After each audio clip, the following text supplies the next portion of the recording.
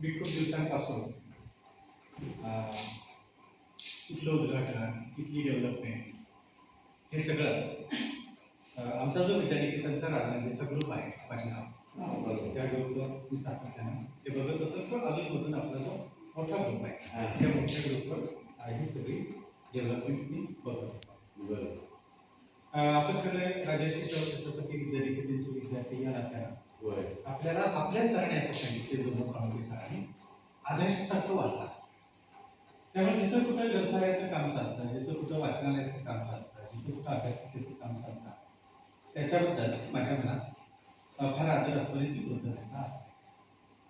राधानगरी तालुका बालपण सगळं राधानगरी तालुक्यात विजयराजवाड्यात गेल्यामुळं राधानगरी तालुक्याबद्दल विशेष प्रेम आणि आमच्या विद्यार्थी दशेमध्ये हे सगळं दुर्गम होतं. आपल्या विद्यार्थी दशेमध्ये आमची विद्यार्थी दशा म्हणजे तुमचा उमेदीचा कालखंड. त्या उमेदीच्या कालखंडात हे सगळं दुर्गम होतं आणि त्यामुळं आमचा धाकटा भाऊ राजर्षी शाहू छत्रपती विद्यानिकेतनचा धाकटा गुरुबंधू विजय माळे हा जो काही समाज कार्य करतो, या समाज कार्याबद्दलचा तो जसा संपर्कात आला किंवा मी जसं विद्यानिकेतनच्या परत एकदा संपर्कात आला, रियुनियन झाला, तसं आपापल्या कामाचा परिचय म्हणजे की विद्यानिकेतनचा परिचय वेगळा विद्यार्थी असतानाचा आणि त्याच्यानंतर आपापल्या क्षेत्रामध्ये जे काही काम करतो त्या कामाचा परिचय वेगळा. तर विजयचा परिचय झाला. मी महाडला पण त्याच्या घरी गेलो होतो, मी लहान होते त्यावेळेला गेलो होतो आणि त्याच्या घरी गेल्यानंतर तो परिचय अधिक दृढ झाला आणि त्याचं सामाजिक कार्य ते लक्षात आलं. एकदा तो बारामतीला पण आला होता आणि त्याच्या एका बैठकीला मी होतो 1-2 तास. तो किती चांगलं कन्व्हिन्स करू शकतो, किती चांगलं समजावून सांगू शकतो याचा मी अनुभव घेतलेला आहे. विजयची फार इच्छा होती की मी कधीतरी यावं इकडं, या ग्रंथालयाला भेट द्यावी, या उपक्रमाला भेट द्यावी अशी त्याची इच्छा होती. आणि काय विद्यानिकेतनच्या आपल्या गेट टुगेदरमध्ये म्हणाला की तुमचे पाय अभ्यासिकेला ग्रंथालयाला लागू दे असं वाटलं. त्यामुळे मी आजचे सगळे प्राधान्यक्रम बदलले. मी सगळं नियोजन सगळं बदललं आणि सकाळी माझा आवडल्यानंतर विजयला फोन केला की मी ते तुझ्याकडे येतो. तर जरा बाहेर जायचं होतं पण माझ्या मन उशीर झाला, मला यायला 2 तास उशीर झाला. मी काही नेता वगैरे काही नाही, उशीर झाला आणि आलो. इथं आल्यानंतर हे काम बघितल्यानंतर मला खूप छान वाटलं. म्हणजे इकडे येतानाच मी त्या नजरेतूनच आपला सगळा परिसर बदलत आला.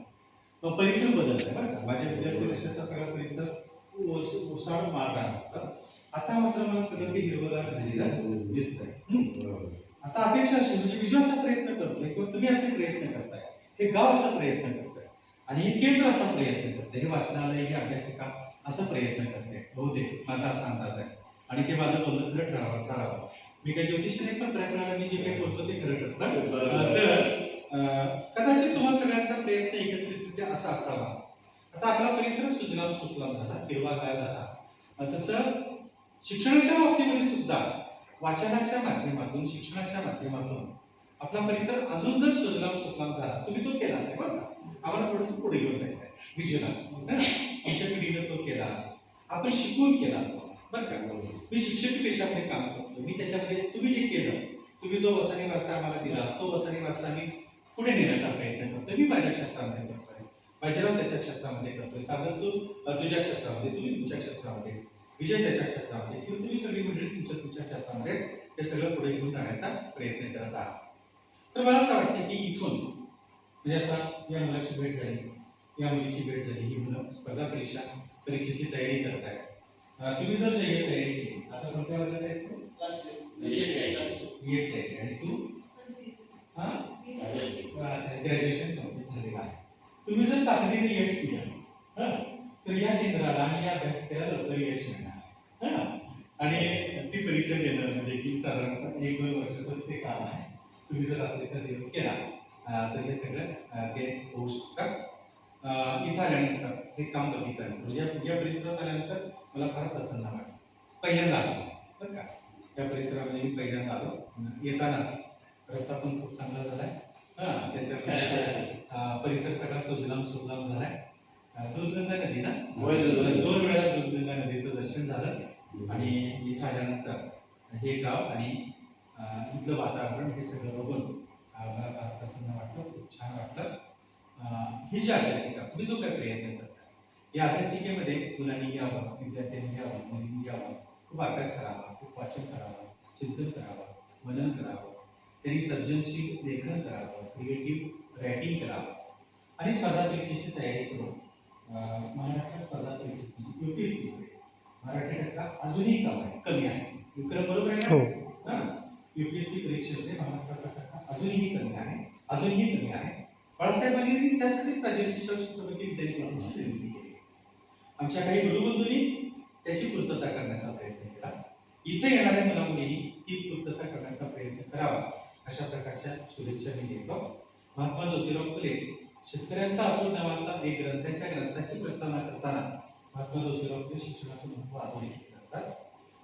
त्या अखंडाच्या माध्यमातून ते असं म्हणतात, विद्येविना मती गेली, मतीविना नीती गेली, नीतीविना गती गेली, गतीविना युद्ध गेले, युद्धाविना शूद्र खचले, इतके सगळे अनर्थ एका अविद्येने केले. महात्मा ज्योतिराव फुले यांनी जे शिक्षणाचं महत्त्व सांगितले आहे ते शिक्षणाचं महत्त्व या अभ्यासिकेतून पुढे चाललेलं आहे. तुम्ही जे काही काम करताय त्या ते काम पाहून तुम्ही जे काम उभं केलंय आणि तुम्ही जे काही काम करताय ते काम पाहून मला आनंद वाटला, खूप छान वाटलं. इतक्या लांब मला यायला मिळालं बरं का. मी आजचा दिवस आज रजा काढलेली आहे. आपल्या गेट टुगेदरच्या निमित्तानं मला इतक्या लांब येता आलं. मी बारामतीपासून इथंपर्यंत मला येता आलं. मांगेवाडी तालुका राजगंज जिल्हा कोल्हापूर इथंपर्यंत येता आलं. कोल्हापूरपासून किती किलोमीटर अंतर आहे? 45 मी गृहीत धरलं. 45 किलोमीटर अंतरावर दुर्गम परिसरामध्ये सह्याद्रीच्या डोंगर रंगाच्या कुशीमध्ये खूप चांगल्या प्रकारचं तुम्ही हे काम करताय. या कामासाठी तुम्हाला खूप शुभेच्छा. तुम्ही ज्या कार्याचा आरंभ केलेला आहे, विजू बाजीराव कुसुमाग्रज एका भाषणामध्ये असं म्हणतात की, आणि सर तुम्हाला पण त्याचा अनुभव आहे की शिक्षण हे असं झाड आहे की त्याला ज्याला फार उशिरा फळं येतात, त्याला फार संयम ठेवावा लागतो. फळं कदाचित उशिरा येते पण तोपर्यंत तुमच्यासारख्या कार्यकर्त्यांनी तो संयम ठेवावा लागेल. तुम्ही तो संयम ठेवावा लागेल. तुम्ही ते कार्य पुढे चालू ठेवा. तुम्ही भक्कमपणानं सगळेजण पाठीशी उभे राहा आणि यश मिळवा असं मला स्वतःला वाटतं. मी पुण्यामध्ये कधीतरी जाईन. मी पुढे सातत्याने पुण्यात असता. मी काही राज्यकर्ता नाही, म्हणजे राजकारणी माणूस नाही, काही आश्वासन वगैरे देणार नाही. पण इथं आल्यानंतर माझ्या मनात एक इच्छा निर्माण झाली. आल्या ही पुस्तकांची कथा बघितल्यानंतर शासकीय फोटो झिंको मुद्रणालयामध्ये फार कमी किमतीमध्ये खूप मोठी पुस्तकं मिळतात. त्यातली बरीच पुस्तकं मी तुमच्यासाठी विकत घेईन. माझ्या गाडीमध्ये देखील घेईन आणि माझा कोल्हापूरचा दौरा परत कधी असेल त्या दौऱ्यात मी वाट वाकडी करून विजयला सुद्धा न सांगता, आता मला माहिती आहे तुम्ही कुणी भेटा न भेटा, आम्ही मंदिरात तो बॉक्स ठेवून जाईल. मंदिर रात्रंदिवस उघडं असतं नाही, हे ग्रंथालय जरी बंद असतं, ऑफिस आवर्स नंतर बंद असेल ना, कुलूप असेल, तर मला कुणीतरी भेटेल आणि मी सांगेन की एवढा आणलेली तुम्ही ते ठेवा. तर अशी खूप चांगली ग्रंथसंपदा, निवडक ग्रंथसंपदा मी तुम्हाला आता भेट द्यायचं ठरवलेलं आहे. सर आतापर्यंत साधारणतः म्हणजे मी तुकारामाने आपल्याला सांगितलंय, आम्हा घरी धन शब्दांची सरपणे, शब्दांची शस्त्रे घेत न करून, शब्दाची आमच्या जीवाचे जीवन शब्दे वाटू धना जगन. आमच्याकडे पैसे नाहीत वाटायला, पण धन शब्दरूपी धन आहे, पुस्तकं वाटावी असं वाटतं. तर गेल्या साधारणतः 5-7 वर्षांमध्ये विजू साधारणतः 10 लाख रुपये किमतीची पुस्तकं भेट म्हणून दिलेली आहे. तर अशी साधारणतः सर 10 लाख रुपयांची पुस्तकं मी भेट म्हणून दिलेली आहे. म्हणजे मी कोणाच्या घरी जाताना खाऊ घेऊन जात नाही किंवा फळं अमुक तमुक असं काही खबर घेत नाही. माझ्या गाडीत पुस्तकं असतात. कुणाच्या पण घरी जाताना मी असं पुस्तक घेतो. आता माझी 4 पुस्तकं प्रसिद्ध झाल्यामुळे माझीच पुस्तकं घेतो इतर वेळेला. आणि साधारणतः 1994 पासून मी प्राध्यापक झाल्यापासून गेल्या 32 वर्षांपासून मी या व्रताचा स्वीकार केलेला आहे. पुस्तकं वाचकांच्यापर्यंत पोहोचवणं. कधीतरी ती पोरं पुस्तकं वाचली, त्यातलं काहीतरी घेतली, काहीतरी स्फुल्लिंग जागृत होईल, त्याच्यात स्फुल्लिंग जागृत होईल आणि त्याच्यातून त्यांचं उज्ज्वल भवितव्य होईल असं मला स्वतःला वाटतं. तर तुम्ही खूप पवित्र काम करताय, फार नोबल काम करताय. फळ कदाचित उशिरा येईल पण चांगलं फळ येईल. आणि तुमच्या गावामध्ये तुम्ही जे काही काम केलेलं आहे ते काम फारच कौतुकास्पद आहे, गौरवास्पद आहे. तुमचं सगळं